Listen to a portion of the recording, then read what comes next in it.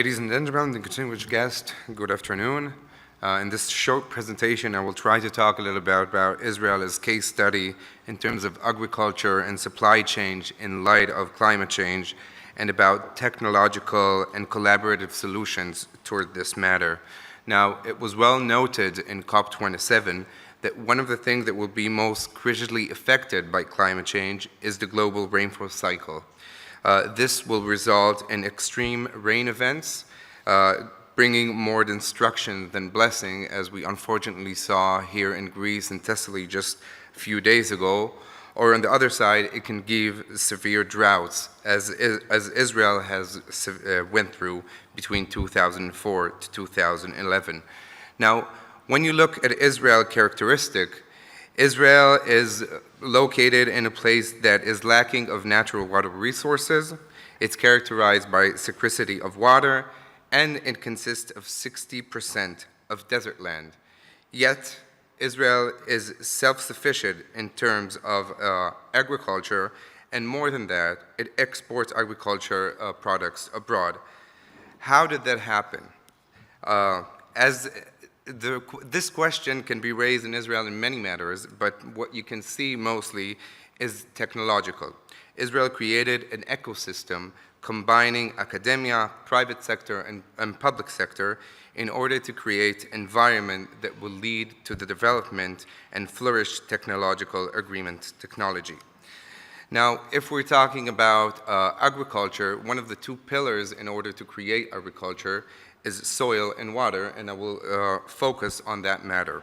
If we're talking about water technology, the first one is drip irrigation that was invented in Israel already in the 60s, but still considered to be the most efficient way to deliver water and nutrition directly to the plant roots. This results in less water waste, evaporation, as you can see in other systems like frauds or sprinklers. And what we see today is that we're seeing emerging technologies in it as well, meaning AI irrigation, which includes AI algorithm to precisely control the amount of water to apply to a specific crop. Beside that, another water technology that is used commonly in Israel is desalination of water. Consecutive years of drought has led Israel to seek for other water resources, which came us to look at the Mediterranean, and by using biological process, we turn seawater into drinking water. Today, 600 million cubic meters are being desalinated in Israel, and in the next 5 years, another 2 desalination plants will be constructed in Israel, bringing another 300 more million cubic water, which contains around 80% of the personal water usage in Israel. The last thing that I will talk about in terms of technology in Israel, in terms of water, is treating wastewater in Israel.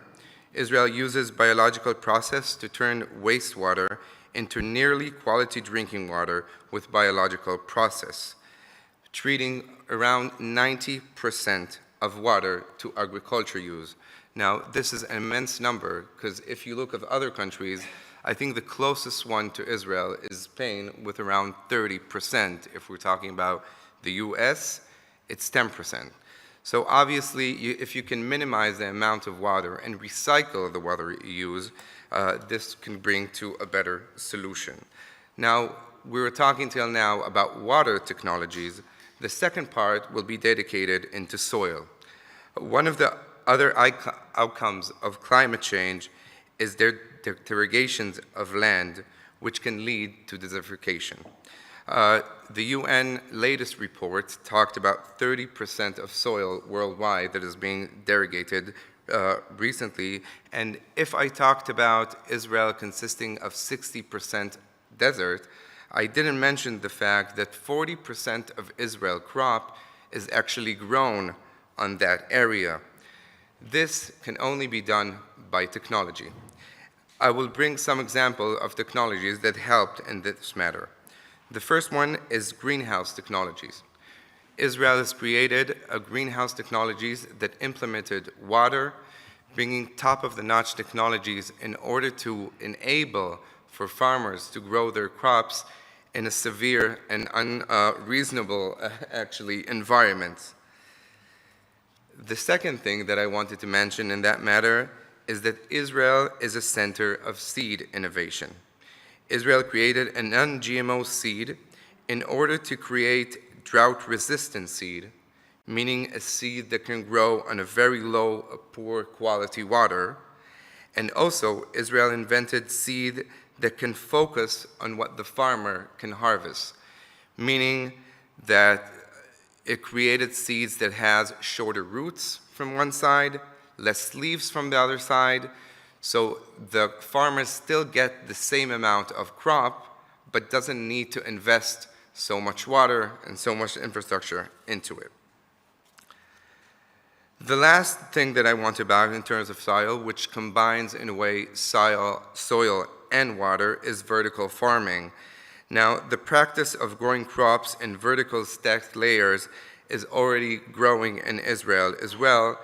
Israeli texts intensified the photosynthetic process and emphasized aeroponics irrigation system, which again leads to less demand for soil and on the other side for much more precise irrigation, meaning less usage of water.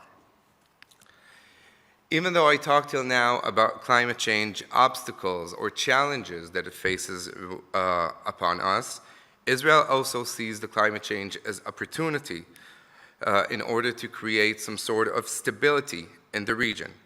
In that matter, I can just mention the Green Prosperity Deal that was made between UAE, Jordan, and Israel, where Jordan provides solar electricity for Israel, and in return, Israel returns in desalinated water. This, in a way, also combines both mitigation and adaptation towards climate change. Also, when we talk about Greece and Israel, till now I was talking about domestic, about neighboring countries. Greece and Israel also combine forces in order to tackle the climate change. There is a space-based commercial weather network allowing government and allowing private sector to get more accurate data and providing them insights about what's going to happen, future forecasts, so we'll be able to make better decisions. I will finish with that. I will just say that I think what we're seeing right now is the climate change obviously affects the entire world, but it affects agriculture.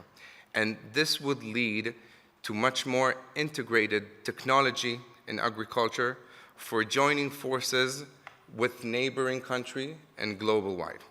Thank you very much. Thank you very much, Mr. Lebovich.